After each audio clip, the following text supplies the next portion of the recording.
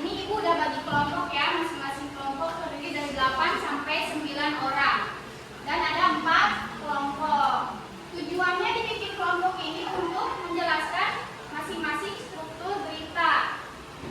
Kelompok 1 silakan tentang judul, silakan dibaca. Judul disebut juga headline. Judul berisi kata kunci yang menggambarkan isi berita.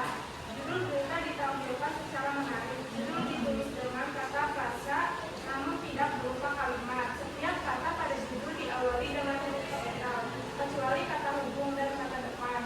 Judul tidak diakhiri kata tanda titik. Ya, ada yang mau menambahkan nggak? Silakan Reja berdiri.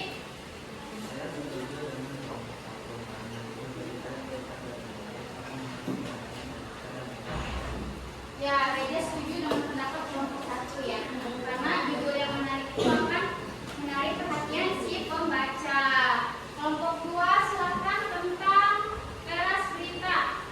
Teras berita ditujukan dengan teras berita menggambarkan semangat jawab